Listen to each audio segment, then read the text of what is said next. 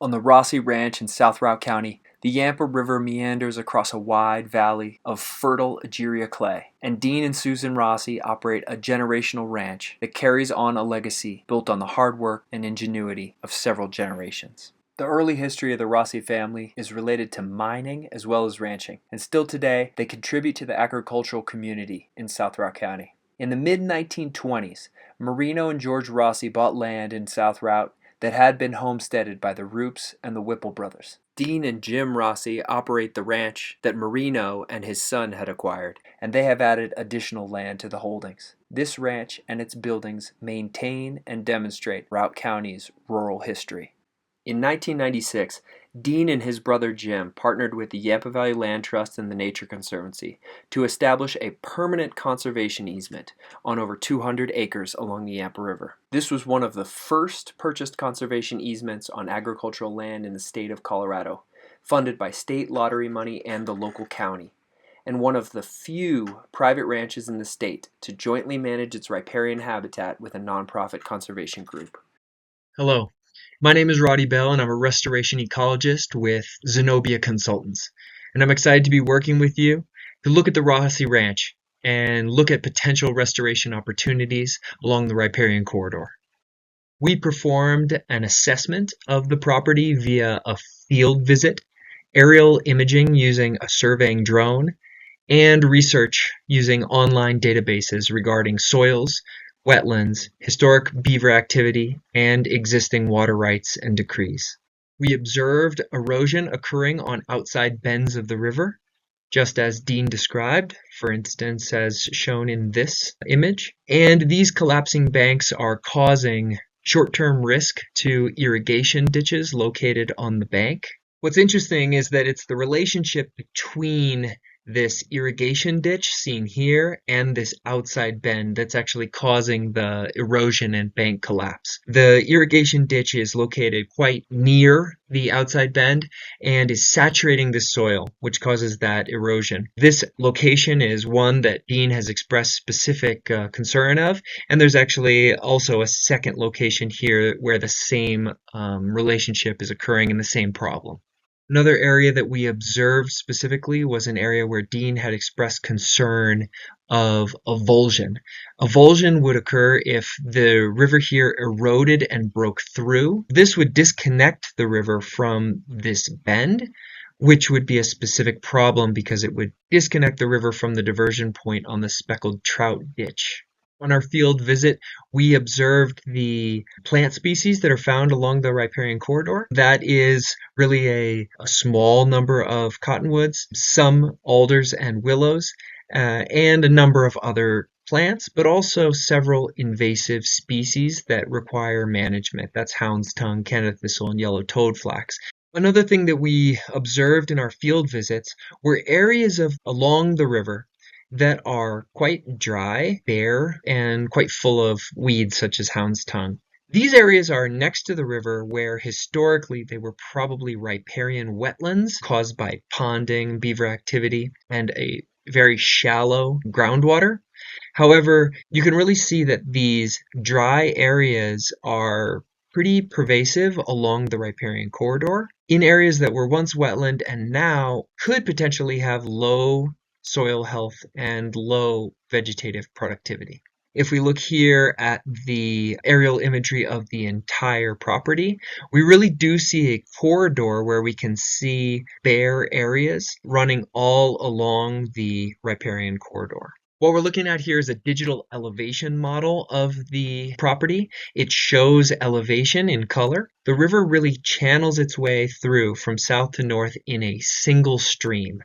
It's not a multi-braided channel like it probably historically was. In fact, if we look closely on this, we can see many channels that probably are only ever accessed at high water, at the highest flows. But historically, water would flow in multiple channels. And this is a restoration opportunity because potentially we could encourage water to flow into those multiple channels in order to more effectively water that riparian corridor. So how would we go about improving the hydrology of the Yampa River on this property? We can install a series of post-assisted log structures like what we see here on the right. And if we put multiple post-assisted log structures throughout the river, we can force water into those historic channels, potentially attenuating water and spreading those flows. So the post-assisted log structures that we could use could look a few different ways, and we would want to use a variety. We could use bank attached, where they are connected to one bank and push the water in one direction. They also could be mid-channel to push water in two directions, or like on these at the bottom, they can be channel spanning, and that really serves to pool water above them. Here we've identified 27 locations where we think that a post-assisted log structure would serve to push water into those secondary channels. Potentially we could do the restoration project all at once and put in 27. I think a better idea would be to phase them in, put in a few to see how they would work, see if we like what they do, and then in a second phase or third phase, put in more. Primary reason why this river segment is a great opportunity for restoration is the overall lack of riparian vegetation. What we see here, I've created a blue polygon around the riparian corridor. These bright green dots are existing riparian vegetation. The existing riparian vegetation only makes up about 6% of the riparian corridor, meaning that 94% of the riparian corridor is unvegetated, and it really should be more vegetated than that. That's one of the primary reasons why those outside bends are eroding, and also a primary reason for a lack of wildlife habitat. The outside bends are the priority place to start planting riparian trees and shrubs because they are places where erosion is actively occurring, and getting riparian forest onto those outside bends is a great idea to start on the outside bends to start to regrow that riparian forest. We'll be able to do most of our riparian plantings using poles that we harvest here in South Routt County, but we also have a relationship with a nursery down in the Front Range that is growing rooted stock from plants that are from the Yampa River Basin.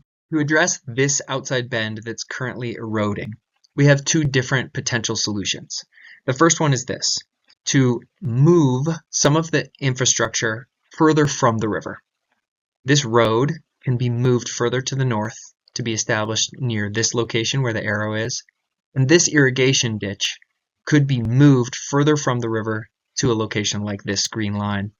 That allows us for space to do intensive riparian forest planting via dormant poles and rooted stock. Second potential solution to this same bend, if we were not able to move the infrastructure further from the river, would be to use large wood revetment structures, like you see this graphic on the top right. That means embedding large wood pieces into the bank and then doing an intensive riparian planting on top of those wood structures. When we look at this area where we are concerned about the river breaking through, dense, intensive riparian forest planting here will solve this problem because the roots of the plants will hold that soil together and also protect the irrigation infrastructure. To manage the invasive species on the property, we encourage the use of herbicides where necessary, but we also think of all of our actions that we're describing, such as the riparian restoration and the improvement of the hydrology, to be integral parts of an integrated pest management program, because as that riparian corridor becomes healthier, those weeds won't be able to spread and thrive as much. Just upstream, we have a reference site, which is a willow alder shrubland that is quite healthy. And through our revegetation and hydraulic improvements, our goal is to make the restoration site look more like the reference site upstream. Another reference site in South Routt County is shown here on the right. This shows a beaver dam, but it has a flow device installed within it that manages the height of the beaver pond above so that we can actually control how high that beaver pond fills. If beavers are allowed to use our post-assisted log structures to build beaver dams, we would want to engage with active beaver coexistence strategies like building flow devices like this so that we could maintain the healthy riparian vegetation as shown here, but also maintaining adjacent agricultural properties to be able to be utilized for the operation. The Rossis have been at the forefront of agriculture and conservation for so many years. This would be an exciting project because it's a large, beautiful property, and it represents an impactful opportunity for restoration. The Rossis are dedicated to agricultural production and also committed to long-term stewardship of the land and water resources. The property is highly visible, so it would serve as a teaching tool for restoration throughout the region.